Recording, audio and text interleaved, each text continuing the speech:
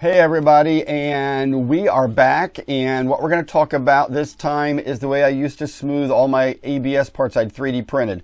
So if you've been following me for a long time, you know that I created this tank here, and I called it my acetone vapor bath system, okay? And basically anytime you turn acetone into a gas and you have ABS parts sitting in there, it will melt the outside about maybe a 1/10 or a 20th of a millimeter, and it will make it look glass smooth. But I got so much hell for making this thing because everybody in the world said I was going to blow up my house. Well, 3 years I've been doing it. I did 725 models and never blew up the house. But I want to answer some questions about the old way versus the new way I'm doing it.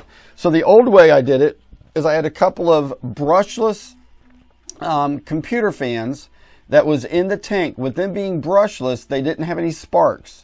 So you would never put a brushed motor in here because the sparks from the brushed motor would cause the acetone vapor to ignite and you could have a fire.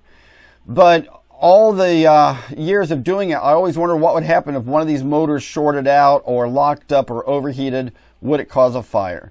So what I decided to do was take all the electronics and put them on the outside of the box. Now, over the years, I've had people say, well, you know, the electronics should be sealed if it's in the box. Well, there was no exposed electronics in the box. The only electronics in the box was the fans that were brushless.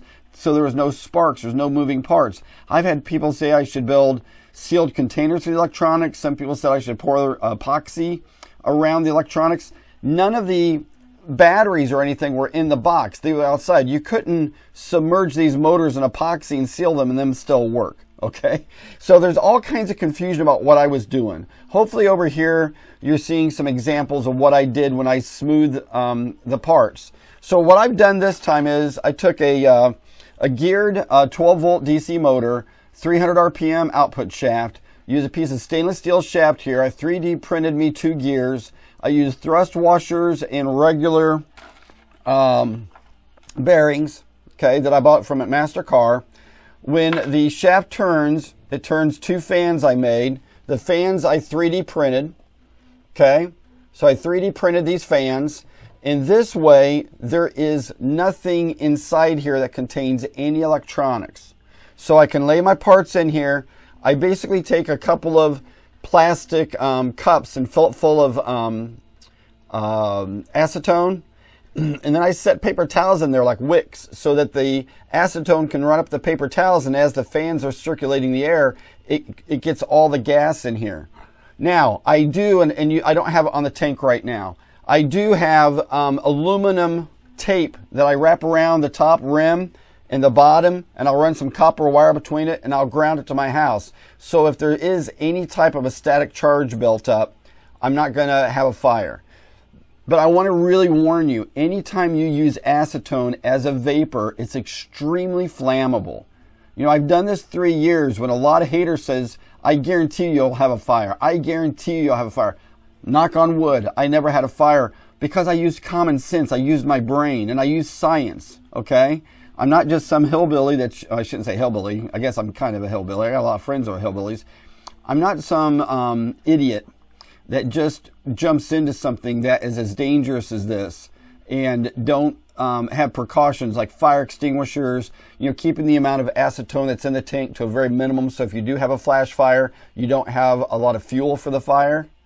So basically I put enough acetone in here after 45 minutes are up, it's totally evaporated. I don't know where it goes. I think it soaks into the ABS actually, because this is pretty much airtight. I mean, my other system was 100% airtight. There are holes where these shafts go through with some small rubber bushings. One thing, rubber is not affected by acetone and nylon's not. All these parts, except for the red gears, are printed with nylon. So my fans in here won't be affected by the acetone gas.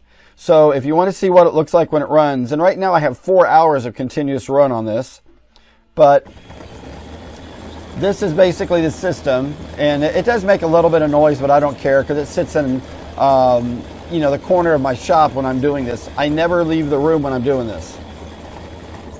I don't know if you could hear me. I never leave the room when I'm doing this, okay? When this is running, I'm always in the room working on something, almost like when I do lipos. I never charge lipos without being in the same room or the same area with them. I would recommend you never just run an acetone vapor bath machine unattended. Okay, so once again, all the parts are nylon. This is a piece of 1/4-inch plexiglass that I bought at Home Depot. The aquarium I picked up at Walmart. Make sure that it's acrylic or glass, because those aren't affected by acetone. And that's kind of it, everybody. So I hope you enjoy my videos. Like or subscribe if you've got the time to do it. And I'm going to do more videos as we start to actually smooth parts. One reason I changed this is I'm getting ready to build a 2-row radial for my MSL2 airplane, and it's going to take me about 2 weeks to print all the parts, but all those parts have to be smooth. And I needed to get this set up so I could get it done in more of a bulk mass. I'm going to actually create 2 layers in here so I can be melting 2 layers of things. So, or smoothing, I shouldn't say melting, but it is technically melting.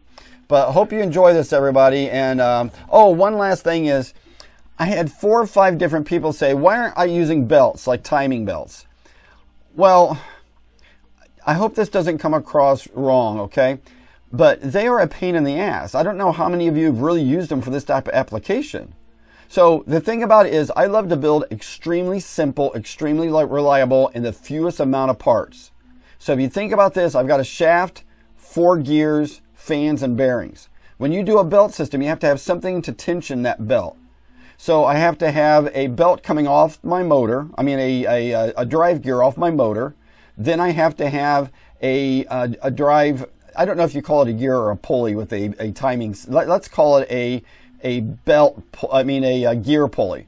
So you have to have a gear pulley on the motor, a gear pulley on the shaft, a gear pulley on the shaft. You have to have a tensioner pulley. So you have about, I don't know, 50% more parts if you're going to do a belt system. Now keep in mind, somebody out there is going to be a know-it-all. That's fine. I love the fact you know everything. It's going to go, well, no, Dag, if you did it right, you can move the motor. Well, you got to create more parts so you can move and adjust that motor to affect the tension. Also keep in mind, if you got 2 pulleys here, or gear pulleys, or whatever you call it, where are you going to put the motor so there's enough of the pulley being covered by the timing belt? One last thing, when you put a timing belt on the side, they do start to wear on the side because of gravity. Okay? So timing belts is just a horrible idea for this. And maybe one of you out there can build one and show me wrong. But I have done a ton of stuff with timing belts, and for this application, it's just not it wouldn't be the best solution. So rock on, everybody. Thanks for watching my video. I hope you find this informative, and I'll show you once I start smoothing parts what they look like. Have a great day, everybody. Be safe.